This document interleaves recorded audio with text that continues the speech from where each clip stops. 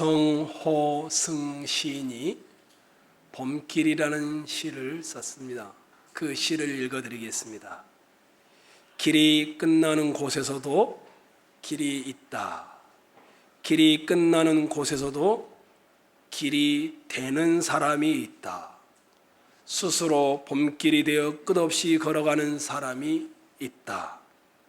강물은 흐르다가 멈추고 새들은 날아가 돌아오지 않고 하늘과 땅 사이의 모든 꽃잎은 흩어져도 보라, 사랑이 끝난 곳에서도 사랑으로 남아있는 사람이 있다. 스스로 사랑이 되어 한없이 봄길을 걸어가는 사람이 있다. 이 시는 두 종류의 인생을 이야기하는 의도를 담고 있습니다. 가다가 길이 막히면 포기해버리는 사람들, 살다가 사랑이 싫어지면 그만두어 버리는 사람들, 이런 사람이 있는가 반면 길이 끝나는 곳에서 다시 길을 만드는 사람들, 사랑이 끝나는 곳에서 또 다시 사랑을 만들어가는 사람이 있다라는 것을 이야기합니다. 똑같은 인생길을 걸어갔는데 길이 끝나는 곳에서 길이 되는 사람이 있는가 하면 스스로 봄길이 되어 길을 만들어주는 사람이 있는가 하면 열려있는 길도 마다하고 닫아버리는 사람을 보게 되었습니다.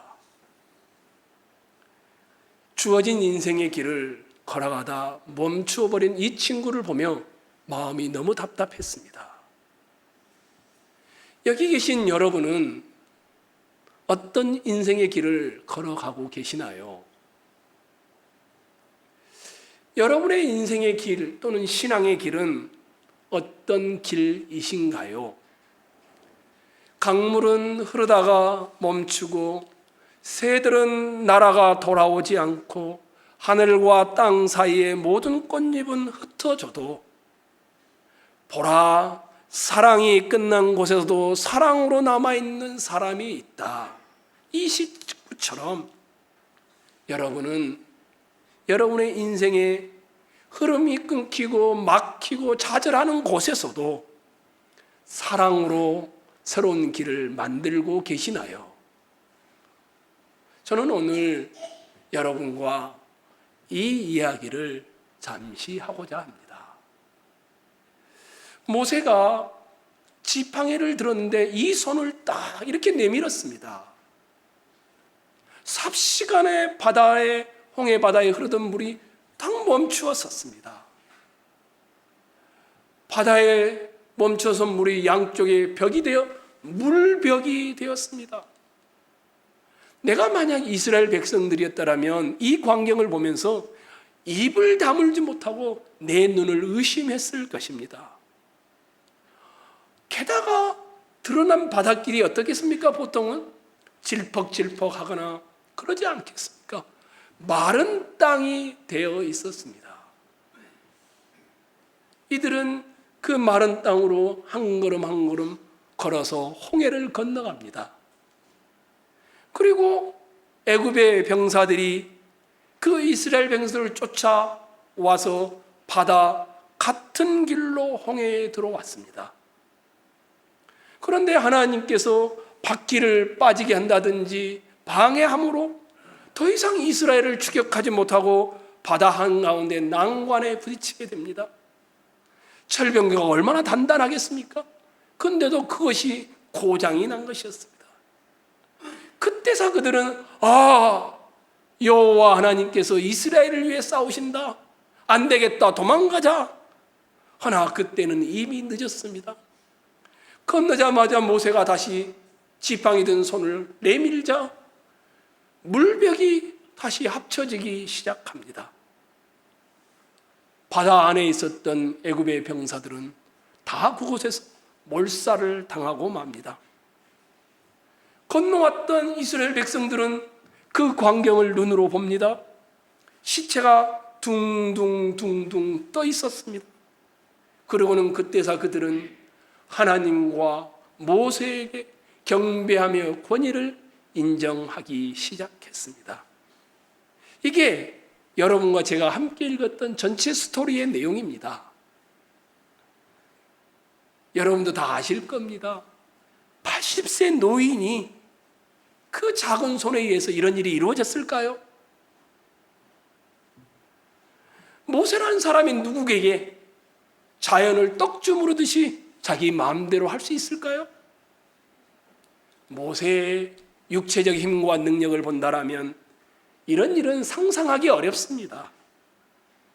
그럼 어떻게 이런 일이 일어났을까요? 우리는 알고 있습니다. 하나님께서 모세를 통하여 하신 일이지요. 출애굽을 통해 구원받은 이스라엘이 홍해 광야 길로 가다가 한 번도 가보지 않은 막다른 골목인 비하이롯 곁 해변에 장막을 치게 한 것도 하나님이셨습니다. 바로와 그의 신하와 그의 백성과 그의 군대가 정보를 듣고는 마음을 움직여서 저놈들을 잡아야 되겠다, 이렇게 마음을 준 이도 하나님이었습니다. 뒤쫓아온 바로의 군대가 눈에 보일 정도로 쫓아왔는데 하나님께서 구름과 불기둥으로 그들이 더 이상 다가오지 못하게 하신 분도 하나님이었습니다. 마른 땅이 되어 홍해 바다를 건너게 하신 이도, 바로의 군대가 바다 가운데 수장시키신 이도 하나님이셨습니다. 우리는 하나님의 역사였음을 믿습니다. 하나님께서 홍해를 가르셨음을 믿습니다. 하나님께서 홍해를 다시 합치셨음도 믿습니다. 하나님께서 자기 백성은 구원하고 애굽의 군대는 바다 몰살시키셨음을 우리는 믿습니다. 하나님 말씀대로 이루어졌습니다. 이스라엘 자손이 홍해 바다 가운데를 마른 땅이 되어 육지처럼 건넜고, 이스라엘 백성들은 그곳에서 나중에는 찬양을 하게 되어집니다. 똑같이 추격하다 멈추다 추격하다 멈춰서 애굽의 사람들도 한 바다 가운데 있게 되어지고, 밤새 그들은 추격하려고 했는데 추격하지 못했음에도 불구하고 결국은 홍해 바다 가운데 들어가고 맙니다. 어떤 분이 이런 주석을 달아놨어요. 왜 10가지 재앙을 맛보았는데도, 왜 불기둥과 구름기둥이 막아서서 못 들어오게 하는데도 저 애굽의 군대는 홍해 바다로 들어갔을까? 이분이 이렇게 말합니다. 이스라엘 사람들이 저 바닷길을 걸을 수 있다라면 왜 우리는 안 돼? 우리도 할 수 있지. 이런 생각에서 홍해 바다로 들어왔을 것이다. 또 어떤 학자는 이렇게 말합니다. 냉철한 판단력을 잃어버렸기 때문이라는 겁니다. 그들은 이미 무모하다라는 것을 10가지 재앙을 통하여 알았음에도 불구하고 저들을 잡아 다시 노예로 삼아야 한다라는 여기에 판단력이 흐려졌다라는 것입니다. 또 어떤 학자는 이렇게 말합니다. 바로의 자존심 때문이다라고 말합니다. 내가 그래도 히브리 노예들한테 당하고 있을 수는 없지. 이 자존심이, 이 고집불통이, 이 완고함이 그렇게 바다 한가운데에 들어가게 만들었다라는 것입니다.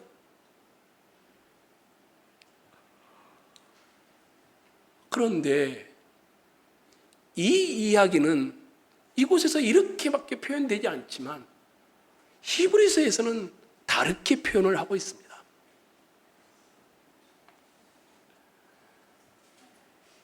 이스라엘 백성들이 똑같이 홍해 바다 가운데로 들어오고 애굽 백성들도 홍해 바다 가운데로 들어오는 이 장면을 신약의 히브리서 기자는 이렇게 묘사를 해놨습니다. 히브리서 11장 29절에 이스라엘 백성들은 믿음으로 홍해를 육지같이 걸어 건넜으나,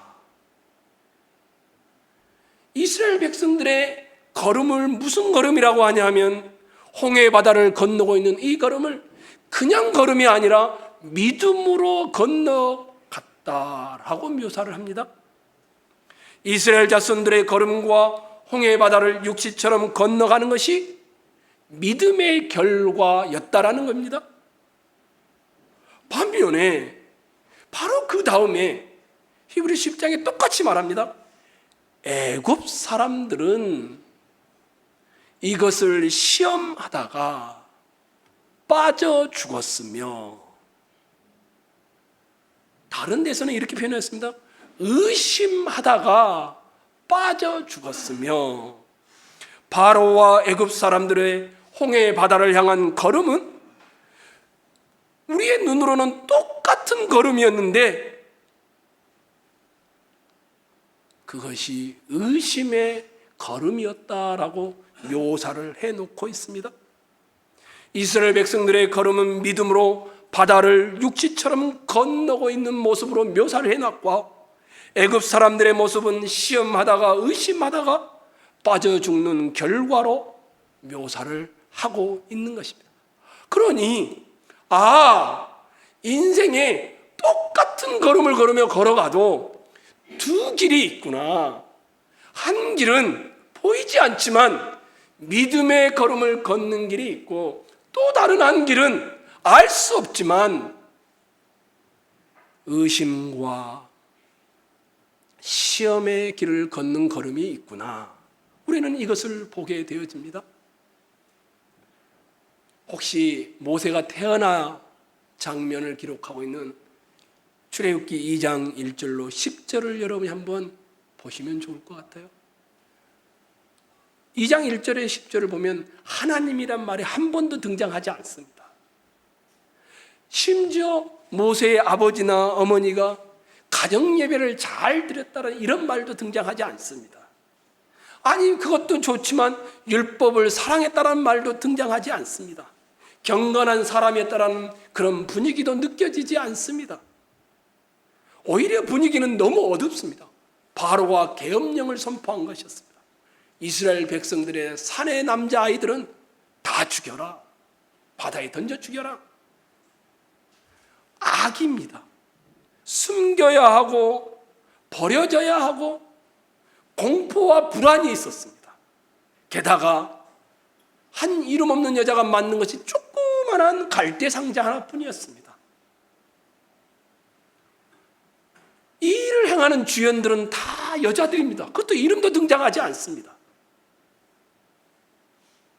아무리 보아도 하나님이 계시지 않는 것 같은 그런 상황입니다. 반면에 바로의 명령은 너무 무섭고, 바로는 왕이었고 남자였고 지배자였습니다. 출애굽기 2장 1절로 10절은 이런 모양의 모습들을 그려놓고 있습니다. 근데 모세가 구원을 받습니다. 바로의 공주에 의해서 말입니다. 근데 이것을 히브리서에 갔더니 똑같은 장면을 이렇게 묘사합니다. 믿음으로 모세가 낳았을 때에 그 부모가 아름다운 아이임을 보고 숨겨 왕의 명령을 무서워하지 아니하였으며, 그 어둠의 상황에 하나님이라는 것이 한 번도 등장하지 않는 상황에 이 어머니가 믿음으로 아이를 숨겼고, 믿음으로 갈대상자를 만들었고, 믿음으로 왕의 명령을 무서워하지 아니하였다라고 말합니다. 그러니까 그 어둠의 인생길을 이 여인은 믿음으로 걸어갔다라고 묘사를 하고 있는 것입니다. 여기 계신 여러분이나 교회를 안 다니고 주님을 안 믿는 밖에 있는 사람이나 똑같이 우리는 인생의 걸음을 걸으며 살아갑니다.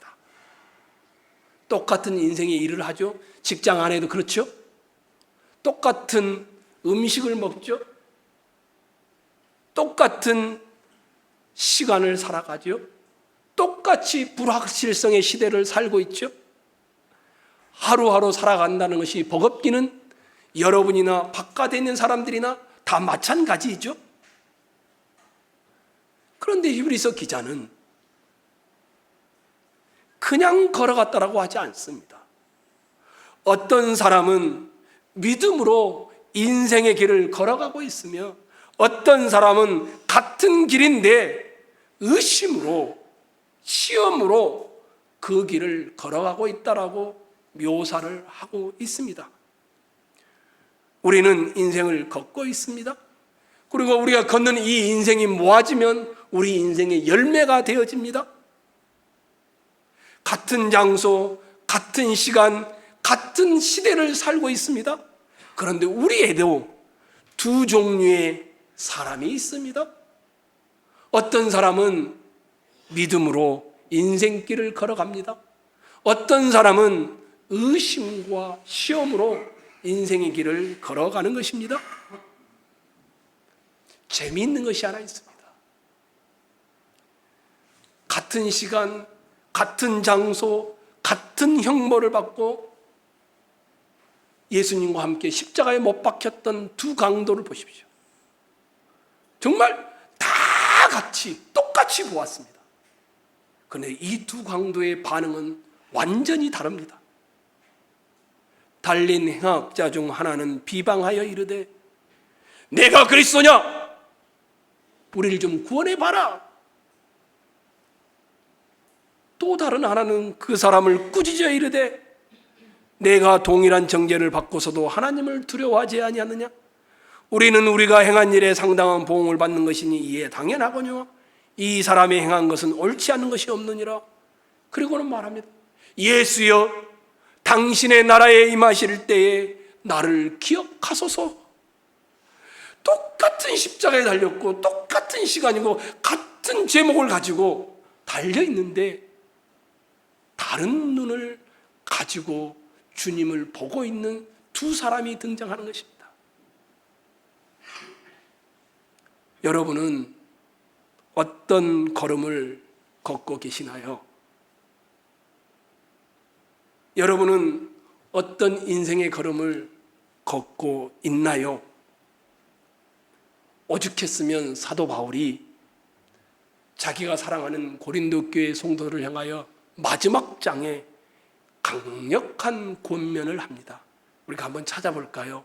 고린도 후서 13장 5절입니다. 고린도 후서 13장 5절입니다.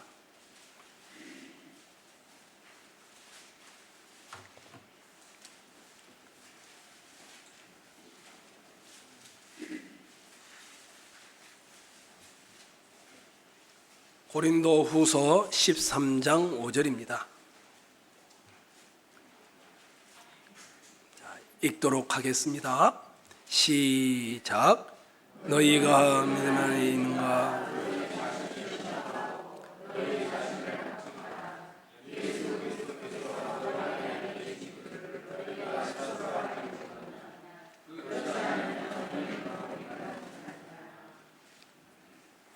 고린도후서 마지막 장입니다. 애타는 심정으로 사도 바울이 고린도 교회 성도들을 향하여 마지막 권면의 내용입니다. 너희가 믿음에 있는가? 너희 자신을 시험하고 너희 자신을 확증하라. 예수 그리스도께서 너희 안에 계신 줄을 스스로 알지 못하느냐? 그렇지 않으면 너희가 버리운 자니라. 가장 많이 등장하는 단어가 뭡니까? 너희라는 단어입니다. 6번이나 등장하고 있습니다. 여러분이 스스로가 내 인생의 걸음이 어떤 걸음인지를 보라라는 겁니다.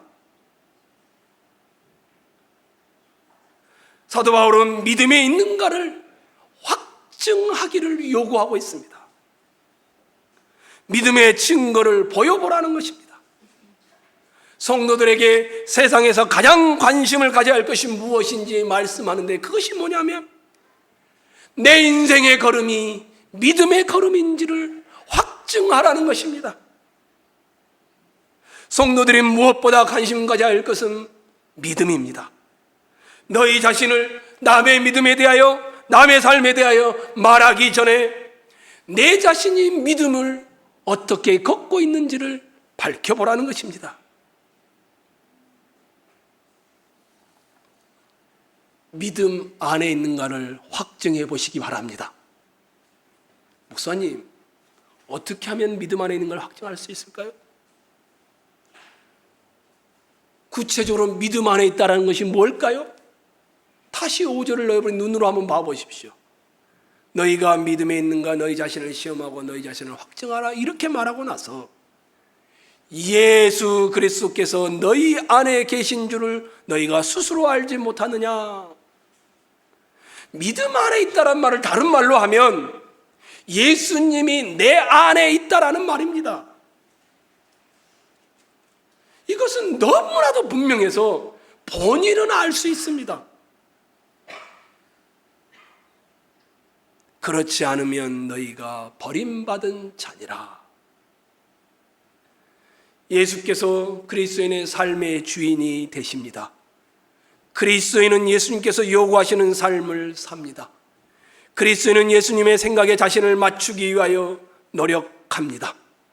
그리스도인은 똑같이 안 믿는 사람과 함께 인생을 살아가고 밥을 먹고 일을 하고 커피를 마시고 삶을 살지만 자기의 모든 삶의 방향이 예수에게로 맞춰져 있는 사람입니다. 이것이 바로 각자는 알 수 있는 것입니다. 수많은 인생의 문제들, 수많은 인생의 시간표들, 나는 어떻게 풀고 있을까? 나는 어떻게 결정하고 있을까? 나는 어떤 태도와 생각과 마음으로 이 걸음을 떼어 옮겨가고 있을까? 믿음의 걸음일까? 아니면 의심의 걸음일까? 성도 여러분, 여러분이 그리스도 안에 믿음의 길을 걸어가시기를 주의 이름으로 부탁을 드리겠습니다. 그러면 믿음 안에서 있다라는 말이 예수 안에 있다라는 말인데, 예수님이 내 안에 있다, 그것이 뭡니까? 4절을 한번 봐보십시오. 고린도후서 13장 4절입니다. 읽도록 하겠습니다.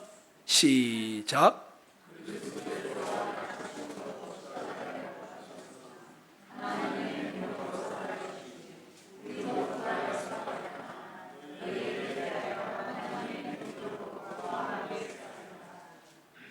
예수 그리스도께서 십자가에 죽으셨습니다.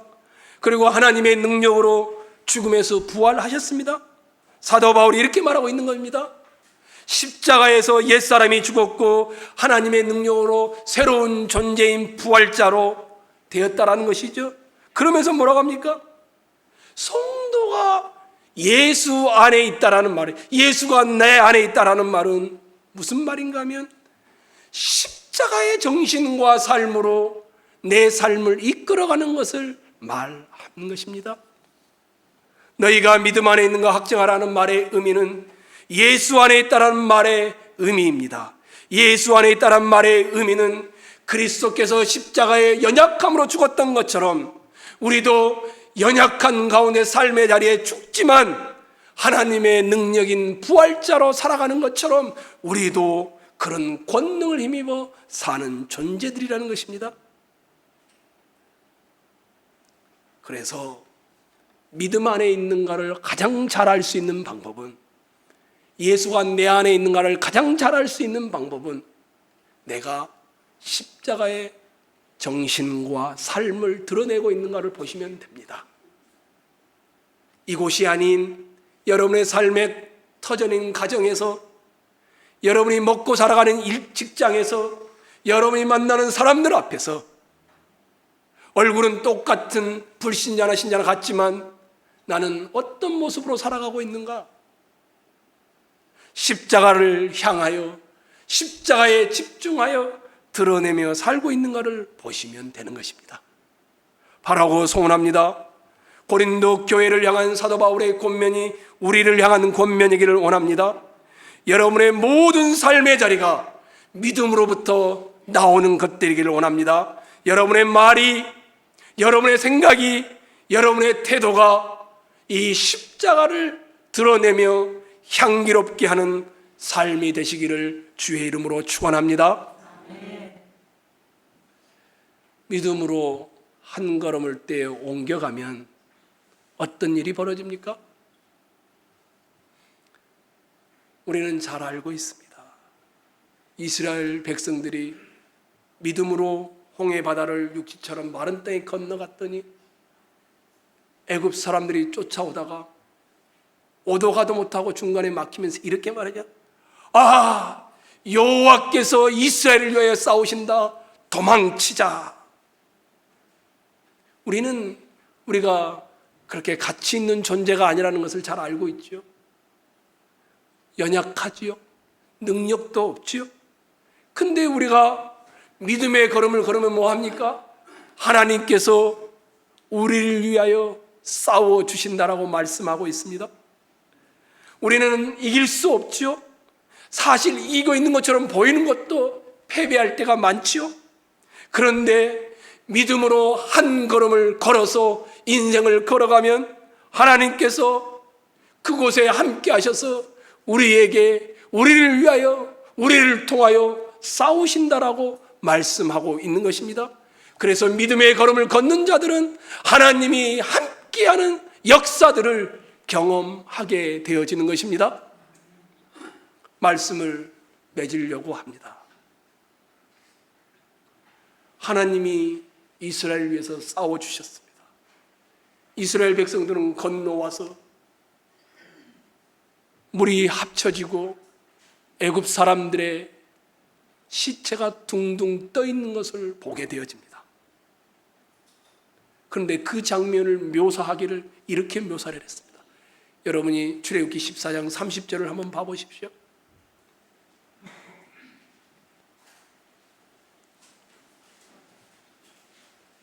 그날에 여호와께서 이같이 이스라엘을 애굽 사람의 손에서 구원하시매 이스라엘이 바닷가에서 애굽 사람들이 죽어 있는 것을 보았더라. 그날에 아주 특정한 날을 의미하는 것이었습니다. 이스라엘을 죽이기 위해 뒤쫓아왔던 애굽 사람들이 죽었던 날입니다. 의심으로 인생을 걸어갔던 자들이 멸망당한 날입니다. 이스라엘을 대적하여 멸망시키려 했던 자들이 그들이 오히려 멸망당하고 만 날이었습니다. 이런 날을 뭐라 하면 그 날에 이렇게 묘사를 해놓았습니다. 그런데 이 그날이 요한계시록 15장에 똑같이 등장합니다. 이 출애굽의 홍해 사건을 놓고 마지막 그 날에 하나님의 백성은 살고 하나님을 대적한 자는 죽는다라고 이렇게 묘사를 해놓았습니다. 아주 분명합니다. 그날에 믿음으로 오늘 주어진 인생의 걸음을 걸어갔던 자들은, 십자가를 가지고 살아갔던 자들은 그날에 살 것이며, 하나님이 오늘 삶의 자리에서 싸우시지만 그날에 우리를 건지실 것이며, 대적했던 자들은 죽는다라는 것이 요한계시록 15장의 말씀입니다. 이 땅을 살면서 우리는 때로는 하나님의 백성이기 때문에 흥하지 않을 수도 있습니다. 하나님의 백성이 항상 성공하지 못할 수도 있습니다. 고난을 받으며 빈곤하며 어려운 삶을 살 수도 있습니다. 그마저 여러분이 십자가의 길을 걷는다라면 더더욱 그럴 것입니다. 하나, 그날에 믿음의 걸음을 걸었던 자들은 성공할 것입니다. 살 것입니다. 건져질 것입니다. 위로를 누리게 될 것입니다.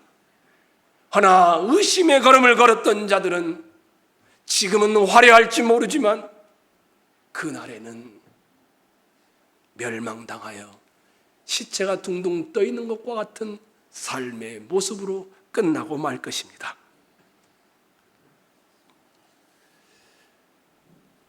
그렇다면 오늘 하루, 오늘 이 시대를 우리는 어떻게 살아야 할까요? 제가 좋아하는 가요가 하나 있습니다. 해바라기의 사랑으로. 내가 살아가는 동안에 할 일이 또 하나 있지. 바람 부는 벌판에 서 있어도 나는 외롭지 않아. 그러나 솔잎 하나 떨어지면 눈물 따라 흐르고 우리 타는 가슴마다 햇살은 다시 떠오르네.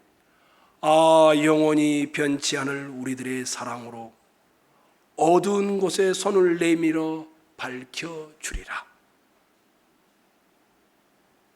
내가 살아가는 동안에 할 일이 하나 있는데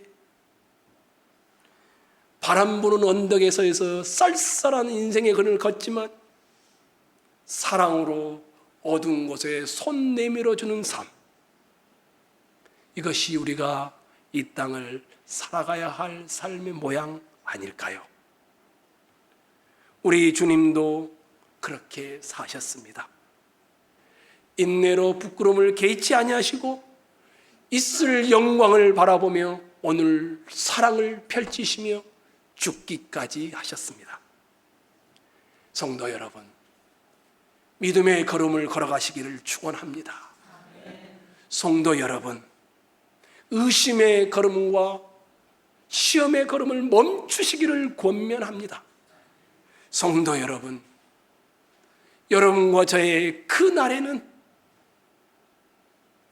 주께서 우리를 살리시고 위로하실 날이 될 것입니다. 그러니 혹시 가다가 길이 끊겼습니까? 길이 되어 주십시오. 혹시 사랑이 끊겼습니까? 그 어두운 곳에 다시 사랑을 밝혀주는 여러분과 제가 되기를 주의 이름으로 축원합니다.